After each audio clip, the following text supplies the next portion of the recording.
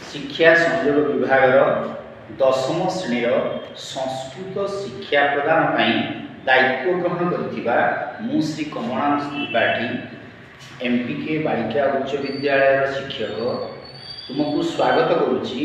आज आम revision course पद्य विभाग सीताया वनगमन विषय को आलोचना करवा तो पाखे एवं 5टा श्लोक आज पढ़ा से 5टा श्लोक मध्य जो सब व्याकरण थी एवं शब्दार्थ थी से शब्दार्थ गुड़ा को आम जाना कारण आमको व्याकरण में जिते सब विभाग अच्छी शब्दार्थ मध्य गोटे विभाग अच्छी सब ये विषय भितर जो शब्द गुड़ाक अच्छी से शब्द गुड़ाक तुम पाखे पढ़ मो परीक्षार पढ़ तुम जानवा दरकार। तेणु सीताया वनगमन पूर्वाभास को आलोचना करें। अयोध्यार राजा दशरथ वार्धक्य अवस्था घोषणा कले जे तांकर ज्येष्ठ पुत्र रामचंद्र अयोध्यार राजा हे। राम थिले अयोध्यार अत्यंत आदरर एवं समस्त प्रिय। तेणु ज्येष्ठ पुत्र रामचंद्र राजा हवा शुणी अयोध्या नगरी आनंद परिवेश मुखरित हो उठी। यही अवसर रामचंद्र वन को जावा पूर्वर रामचंद्र राजा हेबा पूर्वर घटना घटी जे मध्यमाराणी कैकेयी तांकर पूर्वर दुईटी बर पाइबार थिला दशरथଙ୍କ ठारू सेही बर दुईटी को सी आसी दशरथଙ୍କ निकटरे मागिछन्ति। से बर दुईटी मध्य से याचना करिसेंति राम 14 वर्ष वनगमन करेंगे एवं तांकर पुत्र भरत युवराज पदवी अभिषिक्त हेबे। राजा दशरथ सत्यनिष्ठ तेणु निजर सत्य रक्षा से योग्य पुत्र रामचंद्र को वन को जावाई आदेश देते। पितांकर सत्य रक्षा राम मध्य निजको योग्य मन करचंती श्रेष्ठ मन करचंती। क्वचित संतान भाग्य मिले जी कि पितृसत्य को पालन करें। राम मध्य निजको धन्य मन करचंती एवं से वन को जावाई प्रस्तुत होती। यही अवसर में सीता मध्य राम सहित वन को जावाई चाहिए किंतु राम सीता को वन को नापी चाहिए कारण वनवास जीवन दुखपूर्ण। वनवास जीवन जो सब कंटकित पथ जो सब दुखमय जीवन यापन 14 वर्ष काल हे मन पकई से जानते जे राजकन्या सीता केवे सह्य करें ना एणु से सीता को वन को जावाई बारण कर। किंतु पतिप्राणा सीता निजर नारी धर्म को उपस्थापन करी नारीर धर्म कौन संसार नारीर कर्तव्य कौन नारीर सुख कौन नारीर दुख कौन सब उपस्थापन करी रामचंद्र निकट में एपरी भाव निजक प्रतिपादन करचंती। शेष रामचंद्र मध्य सीता को वन को नापी इच्छा प्रकाश कर। प्रसंग को नहीं विषय नाम होती सीताया वनगमन अर्थात सीतांकर वन यात्रा। देख ये विषय कौटू आमर ये जो पूर्वाभास दिखाई से कथा पढ़ा विषय आदिकवे वाल्मीकि रामायण स्वीकृत विषयोयम विषय युक्त अयम अयम विषय यही विषय आदिकवे आदिकवि प्रथम कवि संस्कृत साहित्य रे प्रथम कवि होचंती वाल्मीकि। से वाल्मीकि रामायण स्वीकृत वाल्मीकि प्रथम ग्रंथ है रामायण ग्रंथ। से रामायण ग्रंथ रु यही कथाटी आसी पद्यटी आसी। रामायण से कथा नितरांग रम्या रामायण कथा वस्तुटी ही अत्यंत रमणीय। पुरुषोत्तम रामचंद्र तेणु तांकर चरित्र को ये आलोचना कराई माने निश्चित भाव में सी केते आनंददायक हो। राम शब्दर माने कौन जानते छुआने रमती राम जो जहाँकर नाम को शुणला मात्रे मन रमित हो जाए आनंद उत्फुल्लित हो जाए रंजित हो जाए सी हूँ रामचंद्र। से रामंकर नाम को जो रामंक विषय जो आलोचना कराई कहीं विषय वस्तु आनंददायक न हम तेणु रामायण से कथा नितराक्रम्या ततः सृष्टु कथ्यते। एणु ज्ञानी माने कहती रम्या रामायणी कथा, रमणीय अटे रामायणर कथा वस्तु। अपिच आहरी मध्य मनुष्याणां आचार विचार विषय, मनीष मानकर कौटा आचरण करवा उचित, कौटा चिंता करवा उचित, कौ धर्म करवा उचित, कौटा करवा उचित नुहे, ये आचार विचार विषय मु रामंक परी हेबी ना रावणंक परी हेबी, मु लक्ष्मणंक परी हेबी ना विभीषण परी हेबी, ना दुर्योधन ए इंद्रजित परी हेबी, ना कहा परी हेबी, आचार विचार विषय। रामायण जो चरित्र सब दि जाइए, रामायण जो चरित्र मानक जो चरित्र सब गुणवत्ता देखी दि जाइए, से मोर कौटा ग्रहणीय कौटा ग्रहणीय नुहे, ये आचार विचार विषय रामायण आदर्श स्थानीय। रामायण हूँ गोटे आदर्श स्थानीय। रामायण कथा वस्तु यदि आम शुणिदबा ताले आम चरित्र गठनर विविध दिग आम बुझीपार। रामस्तु मर्यादावान आदर्श पुरुष, यही विषयर नायक होउचंती, रामायण ग्रंथर नायक होउचंती किए ना रामचंद्र, जहाँकर चरित्र होउची आदर्शवान ए मर्यादावान एवं आदर्श पुरुष। से मर्यादार पुरुष, आदर्शर पुरुष। प्रसंग को आसी सीतापन कौन लिखाई मुझे तुमको पूर्व कहली, तथापि लिखाई कैकेय्या सत्यपाशन बद्ध, कैकेयींकर सत्यपाश बांधी ही दशरथ राजा दशरथ रामं बनाए प्रेषितवान, रामचंद्र को वन को पठे।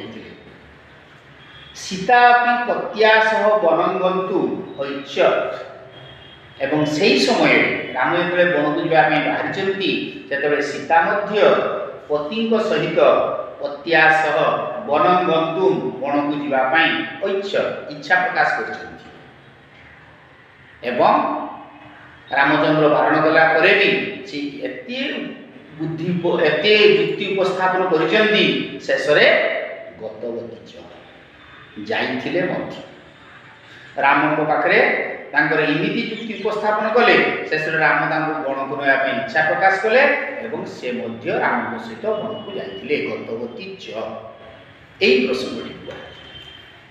ताले श्लोक प्रथम को जीवा, प्रथम श्लोक लिखाई रामचंद्र पितृभुवन रे वन को जीवाई आदेश पाई, एणु सी वन को जीवाई प्रस्तुत होती। वन को जीवा पूर्वर से कौन करछंती, निजर पत्नी अर्थात सीता सहित साक्षात करने प्रकोष्ठ। से प्रकोष्ठटी केमती थिला ना ता आग दिन घोषणा हो जाइए राम राजा हेबे, आत्मीय सज्जन सबू सुजन सबू आसी रुंड होती, समस्ते आनंदरे विभोर। बहु दिन जो आकांक्षा थिला राम को राजआसन देखिए, तेणु समस्ते आनंदरे विभोर हो जाती उपस्थित होती। से गृहटी केमती थिला ना विविध साजसज्जार सज्जित होता।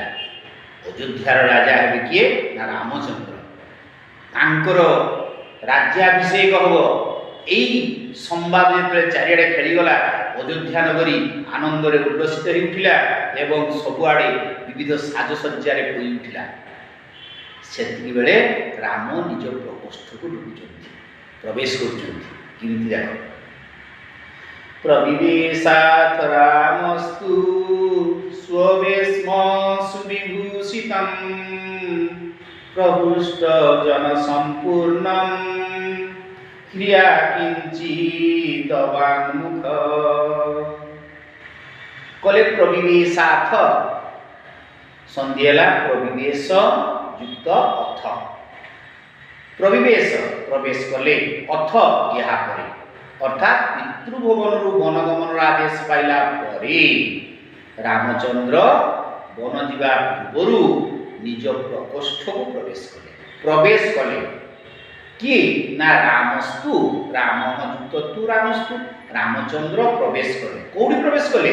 स्ववेश्म, स्व माने निज, वेश्म माने गृह प्रकोष्ठ, निज गृह को प्रवेश कले। ताले मन रख, वेश्म माने गृह, निज गृह को प्रवेश कले, निज प्रकोष्ठ को प्रवेश कले। किमतिया से प्रकोष्ठ होइतिला ନା ସୁବିଭୂଷିତମ୍ ସୁନ୍ଦର ଭାବରେ ସଜ୍ଜିତ ହୋଇଥିଲା, ଅଳଙ୍କୃତ ହୋଇଥିଲା, ଭୂଷିତ ହୋଇଥିଲା। ଭୂଷ୍ ତତ୍ତ ଭୂଷିତ, ସୁବିଭୂଷିତମ୍ ସୁନ୍ଦର ଭାବରେ ଅଳଙ୍କୃତ ହୋଇଥିବା। ଆଉ କେମିତିକା ନା ପ୍ରହୃଷ୍ଟ ଜନ ସମ୍ପୂର୍ଣ୍ଣମ୍, ପ୍ରହୃଷ୍ଟ ଜନେ ସମ୍ପୂର୍ଣ୍ଣ ତୃତୀୟା ତତ୍ପୁରୁଷ। ପ୍ରହୃଷ୍ଟ ମାନେ ଆନନ୍ଦିତ, ଆନନ୍ଦିତ ଜନମାନଙ୍କ ଦ୍ୱାରା ପରିପୂର୍ଣ୍ଣ। ଯେଉଁ ପ୍ରକୋଷ୍ଠରେ କି ଯେଉଁ ଆତ୍ମୀୟ ସଜ୍ଜନ ମାନେ ସବୁ ପୂର୍ଣ୍ଣ ହୋଇ ରହିଥିଲେ ସେମାନେ ସବୁ ଥିଲେ ଆନନ୍ଦିତ।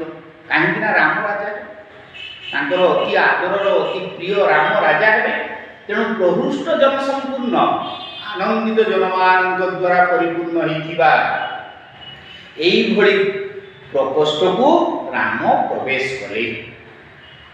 କେମିତିକା ନା କ୍ରିୟା କିଞ୍ଚିତ୍ ଅବାଙ୍ଗୁଖ, କ୍ରିୟା ମାନେ ଲଜ୍ଜା ହେତୁ, ତାଙ୍କର ଲଜ୍ଜା ହେତୁ, କିଞ୍ଚିତ୍ ମାନେ କିଛି ମାତ୍ରାରେ, ଅବାକ୍ ମାନେ ତଳକୁ ହେଇଛି, ମୁଖମ୍ ଯସ୍ୟ ସ, ଅବାକ୍ ମୁଖମ୍ ଯସ୍ୟ ସ, ଅବାକ୍ ମାନେ ତଳକୁ ହେଇଛି, ମୁଖମଣ୍ଡଳଟି ଯାହାଙ୍କର, ବହୁବ୍ରୀହି ସମାସ। ଲଜ୍ଜା ହେତୁ ଯାହାଙ୍କର ମୁଖମଣ୍ଡଳଟି ଅଧନମିତ ହୋଇଯାଇଛି। ଲଜ୍ଜା କାହିଁକି? ପିତାଙ୍କର ସତ୍ୟ ରକ୍ଷା କରିବା ପାଇଁ ରାମଚନ୍ଦ୍ର ବଣକୁ ଯିବେ, ଏଇଟା ତ ତାଙ୍କର ପୁତ୍ର ଧର୍ମର ଶ୍ରେଷ୍ଠତା। ତେଣୁ ସେ ଲଜ୍ଜା କାହିଁ କଲେ? ହଁ ଯଦି କରିଥାନ୍ତେ ଦୁଃଖ କରିଥିଲେ ହେଇଥାନ୍ତା, ଏତେ ବଡ଼ ପଦବୀଟା ପାଇଥାନ୍ତି, ହରିଆ ହଜିଗଲା, ତେଣୁ ଦୁଃଖ କରିଥାନ୍ତେ। କିନ୍ତୁ ଲଜ୍ଜା କାହିଁ କଲେ? ନା ଲଜ୍ଜା କରିବାର କାରଣ ଥିଲା ସିଏ ଯେତେବେଳେ ବଣକୁ ଚାଲିଯିବେ ସେତେବେଳେ କ'ଣ ହେବ? ପରବର୍ତ୍ତୀ ଅବସ୍ଥାରେ ତାଙ୍କ ବଂଶ ପ୍ରତି, ତାଙ୍କ ରାଜ୍ୟ ପ୍ରତି କଳଙ୍କ ଗୋଟେ ଜାତ ହେବ ଏବଂ ତାଙ୍କ ପିତାଙ୍କ ପ୍ରତି କଳଙ୍କ ଜାତ ହେବ ଯେ ପିତା ରାଜା ଦଶରଥ ସେ କୈକେୟୀଙ୍କର, ମଧ୍ୟମାରାଣୀ କୈକେୟୀଙ୍କର ପ୍ରରୋଚନାରେ ପଡ଼ି ଯୋଗ୍ୟ ପୁତ୍ର ରାମଚନ୍ଦ୍ରଙ୍କୁ ବଣକୁ ପଠାଇଦେଲେ। ଏଇ ଯେଉଁ ତାଙ୍କ ବଂଶ ପ୍ରତି ଯେଉଁ ଗୋଟେ କଳଙ୍କ ଆସିବ, এইটাকে সম্ভাবনা করি ମୁଁ ମନେ କରୁଛି ଯେ ତାଙ୍କର ମୁଖମଣ୍ଡଳଟି ଲଜ୍ଜାରେ ଅବনত ହୋଇଯାଇଥିଲା। ଲଜ୍ଜା ଅବনত ବଦନରେ ସେ ନିଜ ପ୍ରକୋଷ୍ଠକୁ ପ୍ରବେଶ କଲେ। ଯେତେବେଳେ ସେ ନିଜ ପ୍ରକୋଷ୍ଠକୁ ପ୍ରବେଶ କରୁଛନ୍ତି ତାଙ୍କର ଏଇଭଳି ପରିବର୍ତ୍ତନ ମୁଖମଣ୍ଡଳ ଏବଂ ଶରୀରର ଏଇଭଳି ନିରାଶପୂର୍ଣ୍ଣକୁ ଦେଖି ତାଙ୍କର ଅତି ଆପଣାର କିଏ ସୀତା ହଠାତ୍ ଦୌଡ଼ି ଯାଇଛନ୍ତି। ନାରୀମାନେ ସାଧାରଣତଃ ଅବଳା, ସେଥିପାଇଁ କୁହାଯାଏ ନାସ୍ତି ବଳମ୍ ଯସ୍ୟାସା। ବଳମ୍ ମାନେ କ'ଣ? ଶକ୍ତି ତାର ନୁହେଁ, ମନୋବଳରେ ତାଙ୍କର ଟିକେ ଦୁର୍ବଳ। ହଠାତ୍ ନାରୀମାନେ ଟିକେ ଦୁର୍ବଳ ହୋଇପଡ଼ନ୍ତି, ଭାଙ୍ଗି ପଡ଼ନ୍ତି। କୌଣସି ଗୋଟେ କିଛି ଘଟଣା ଘଟିଲେ ନାରୀମାନଙ୍କ ପାଖରେ ଆଗେ ପ୍ରଭାବ ଦେଖାଯାଏ। ତେଣୁ ରାମ ଯେତେବେଳେ ସେ ପ୍ରକୋଷ୍ଠକୁ ପ୍ରବେଶ କରିଛନ୍ତି ସେତେବେଳେ ସୀତା କ'ଣ କହିଲେ? ଅଥ ସୀତା ସମୁତ୍ପତ୍ୟ ବେପମାନା চ দম্পতিম অপশ্যৎ শোক সন্তপ্তম চিন্তা ব্যাকুলিতেন্দ্রিয়ম। অথ সীতা, অথ মানে ଏହା ପରେ ସୀତା, ସମୁତ୍ପତ୍ୟ, ସମ୍ ଯୁକ୍ତ ଉତ୍ ଯୁକ୍ତ ପଦ୍ ଯୁକ୍ତ ଲ୍ୟ, ଉଠି ପଡ଼ି, ହଠାତ୍ ବସିଥିଲେ ଉଠି ପଡ଼ିଲେ। ରାମଚନ୍ଦ୍ର ଯେତେବେଳେ ପ୍ରକୋଷ୍ଠକୁ ପ୍ରବେଶ କରୁଛନ୍ତି ଦ୍ୱାରରେ ସେତେବେଳେ ତାଙ୍କ ମୁଖମଣ୍ଡଳ ଯେତେବେଳେ ଚାହିଁ ଦେଇଛନ୍ତି, ତାଙ୍କ ମୁଖମଣ୍ଡଳ ଯେତେବେଳେ ଏଇଭଳି ଦେଖାଦେଇଛି ସେତେବେଳେ ସେ ହଠାତ୍ ଅଜଣା ଆଶଙ୍କାରେ ଭୟଭୀତ ହୋଇ ଉଠି ପଡ଼ିଛନ୍ତି। ସମୁତ୍ପତ୍ୟ ଉଠି ପଡ଼ି ଏବଂ ନିକଟକୁ ଆସି ବେପମାନା ଥରିବାକୁ ଲାଗିଲେ। ବେପ୍ ଧାତୁର ସାନଚ୍ ପ୍ରତ୍ୟୟ ଏବଂ ସୀତା ସ୍ତ୍ରୀଲିଙ୍ଗ ହୋଇଥିବାରୁ ବୋଲିଲା ଟାପ୍, ବେପମାନା। ବେପ୍ ମାନ ହେଲା ସାନଚ୍, ଆ ହେଲା ଟାପ୍। ବେପମାନା ଥରିବାକୁ ଲାଗିଲେ। କାହିଁକି? ନା ତଂ ପତିମ୍ ଅପଶ୍ୟତ୍, ସେହି ସ୍ୱାମୀକୁ ଦେଖି। ତଂ ପତି ମାନେ ସେଇ ସ୍ୱାମୀ, ସେଇ ସ୍ୱାମୀକୁ ଦେଖି ସେ ହଠାତ୍ ଥରିବାକୁ ଲାଗିଲେ। କେମିତିକା ଦେଖିଲେ କି ସ୍ୱାମୀକୁ? ନା ଶୋକ ସନ୍ତପ୍ତମ୍, ଶୋକେନ ସନ୍ତପ୍ତଃ ତମ୍, ଶୋକ ସନ୍ତପ୍ତମ୍, ଦୁଃଖରେ ଜର୍ଜରିତ ହୋଇ ପଡ଼ିଥିବା, ଦୁଃଖରେ ଜର୍ଜରିତ ହୋଇଥିବା ଏବଂ ଚିନ୍ତା ବ୍ୟାକୁଳିତେନ୍ଦ୍ରିୟମ୍, ଚିନ୍ତୟା व्याकुलितानि इंद्रियाणि जस्य तम जहाँकर इंद्रिय गुड़िक पांचटी इंद्रिय नाक कान आखि जीवा चर्म ये जो इंद्रिय गुड़िक सब व्याकुलित हो पड़ी चिंताग्रस्त हो पड़ी चिंताग्रस्त इंद्रिय गुड़ी को देखी एवं तांकर दुखाभिभूत अवस्था को देखी हठात कौन विपत्ति पड़ा यही कथा को मन करी सी अजଣା शंकारे भयभीत हो गले एवं थरिबा लगे कि सीता अथ सीता समुत्पत्य वेपमाना च तं पतिम् अपश्यत् शोकसन्तप्तं चिंता व्याकुलितेन्द्रियम्। अरे यहाँ पर सीता उठी पड़ी निकट को जाई सही पति वा राम को दुख जर्जरित चिंता व्याकुलित अवस्था देखी से कौन कले थरिबा को लगे जेतले से थरिबा को लगे सेतले कौन हैला तां दृष्ट्वा सही धर्मात्मा न शशाक मनोगतम् तं शोकं राघव सौढुं ततः विव्रूततांगतः। जेतले रामचंद्र निकट को आसी सीता थरिबा को लागुछंती तां दृष्ट्वा अर्थात से सीता को देखी दृष्टयुक्तत्वा दृष्ट्वा से सीता को देखी स ही धर्मात्मा धर्मे आत्मा जस्य स धर्मात्मा बहुब्रीहि समास से ही धर्मात्मा रामचंद्र न शशाक शशाक माने समर्थ न शशाक माने असमर्थ सोइबा समर्थ हेले नहीं कौन सोइबा समर्थ नहीं ना मनोगतम निज मन मध्य थिबा दुख को मन मध्य तमर कौन थिला ना मनोगतम कम शोकम सही दुख को ताको मन मध्य जो दुख गुडा को पुंजीबद्ध भाव रही से दुख को से आउ सोइबा पई समर्थ हेले नहीं राघव तेणु रामचंद्र रघु अपत्यम कुमार राघव ये रामचंद्र से दुख को सौढुम सोइबा पई से दुख को सोइबा पई से समर्थ हेले नहीं तेणु से कोन कले ततः विव्रूततांगत तेणु से प्राणप्रिया सीतांक निकट रे कहवा इच्छा प्रकाश कले कहीं ना जदि आम आत्मीय मान निजर मन दुख को प्रकाश कर दू ताले से दुख कियदंश लाघव हो जाए। तेणु रामचंद्र जितेबले निजर अति निकटतम किए बंधु सीता तेणु सीता को से पाई से मन मध्य जो कोह बा दुख से कोह को सी सह्य करने समर्थ ही ना एणु से कौन ना रामचंद्र निकट में निजर मनोगत दुख को व्यक्त करने ए सीता निकट में निजर मनोगत दुख को व्यक्त करने से रामचंद्र को देखीदेला रामचंद्र सीता को देखीदेला जो मन कथा दुख व्यक्त करने जाऊँगी किंतु ता पूर्व अधीरा हो सीता से राम को पचारुंट विवर्ण वदनं दृष्ट्वा तं प्रसिन्नममर्षणम् आहो दुःखाभिसन्तप्ता किमिदानीमिदं प्रभु। विवर्ण वदनं दृष्ट्वा विवर्णं वदनं यस्य तं मलिन हो जाइछि मुखमंडलटी जाहांकर तांकु विवर्ण वदनं दृष्ट्वा विवर्ण वदनं मलिन मुखमंडल देखी तम तांकु एवं आउ रामचंद्र रामचंद्र मुखमंडल विवर्ण हो अर्थात वर्णहीन हो सदा सर्वदा हस हस मुखमंडल से हस हस मुखमंडल सुखी जाइए मलिन पड़ जाए तेणु मलिन मुखमंडल को देखी एवं प्रस्विन्नम अमर्षणम अमर्षणम असह्य प्रस्विन्न माने स्वेदबिंदु युक्त असह्य स्वेदबिंदु युक्त मुखमंडल को देखी आह दुःखाभिसंतप्ता दुःखाभिसंतप्ता सीता दुखेन अभिसंतप्ता दुःखाभिसंतप्ता दुखरे जर्जरित हो पड़िथिबा सीता आह